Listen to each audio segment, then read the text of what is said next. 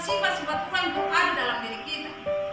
Sebabnya dengan kita ada, Tuhan mau kita menjadi berkat di mana saja kita berada. Itu rancangan Tuhan. Tuhan tidak pernah rancangkan rancangan kecelakaan, tapi rancangan damai sejahtera. Itu yang dia katakan. Tapi dosa yang membuat apa yang Tuhan rancangkan itu menjadi masalah.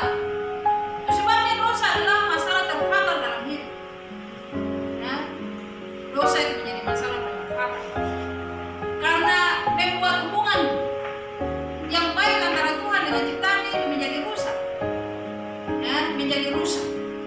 Itu sebabnya karena sudah jatuh dalam dosa, sebenarnya manusia berusaha untuk mencapai Tuhan.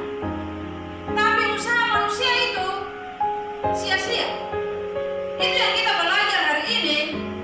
Banyak orang menganggap kalau mereka bisa berbuat baik dan tidak berbuat jahat, maka mereka akan diterima oleh Tuhan.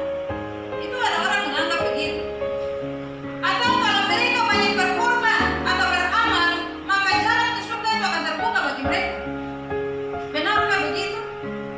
Sebenarnya belum tentu itu benar. Karena bisakah ciptaan yang berdosa dan terhilang menemukan sendiri penciptanya?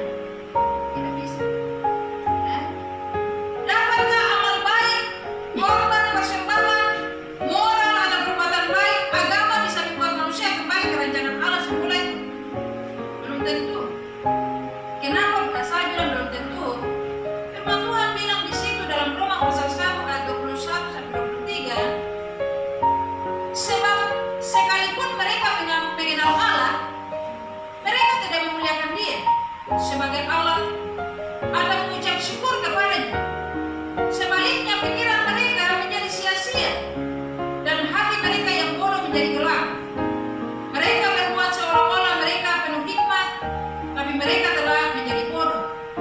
Mereka menggantikan kemuliaan Allah yang tidak fana dengan gambaran yang mirip dengan manusia yang fana, burung-burung, binatang-binatang yang berkaki empat, atau binatang-binatang yang berjalan. Dari ayat ini kita lihat bahwa moral yang baik, agama, ya, beramal, itu tidak bisa membuat kita mencapai Allah. Semua itu disebut usaha yang sia-sia. Usaha yang sia-sia. Manusia sudah membuat patung dari kayu, batu, lalu menyembah itu, menggantikan Tuhan.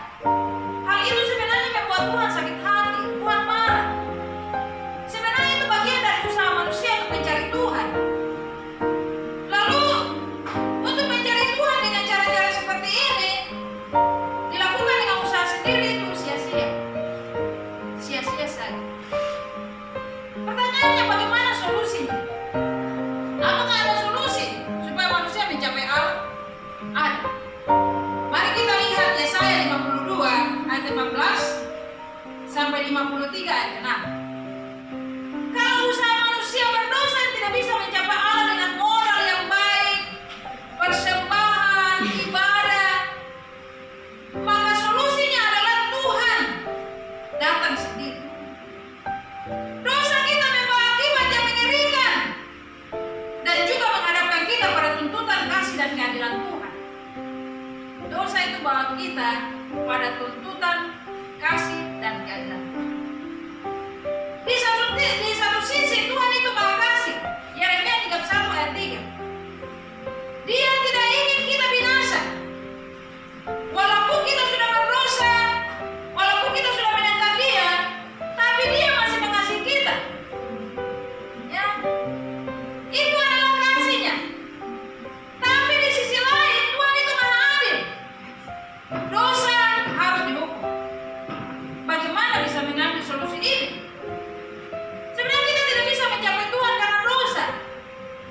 Tapi Yesus Kristus yang diutus Bapa sudah ambil alih hukuman itu.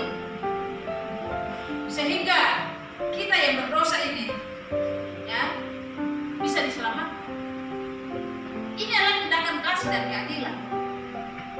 Makanya lihat waktu Dia disalibkan, kata-kata yang dikeluarkan apa? Eli, Eli lama sabachthani. Allahku, Allahku,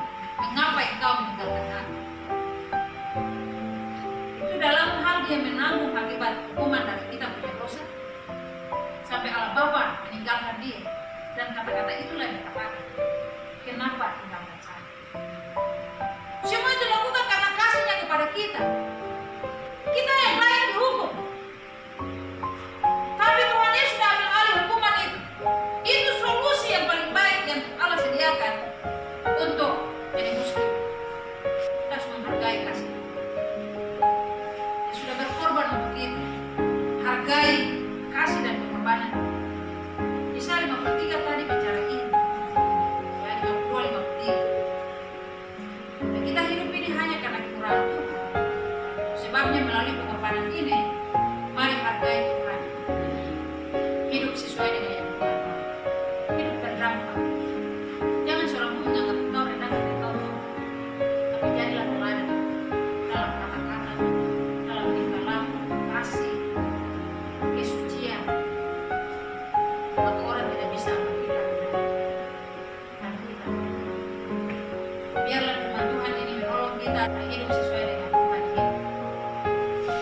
Mari kita berdoa. Tuhan, terima kasih. Firman Tuhan mengajarkan kami bahwa dosa itulah membuat kami tidak bisa mencapai Engkau Allah yang kudus. Setiap usaha kami itu adalah usaha yang sia-sia. Tapi solusi yang kami terima adalah melalui pengorbanan Kristus salib. Allah tidak menyayangkan Yesus Kristus, sehingga Yesus Kristus harus datang ke dunia menanggung penderitaan salib itu sebagai solusi untuk dosa yang kami alami. Sebabnya pengorbanan itu membawa kami pada kebebasan, kemerdekaan dalam Tuhan, karena keselamatan yang Tuhan berikan bagi kami. Ajar kami supaya menghargai kasih karunia Tuhan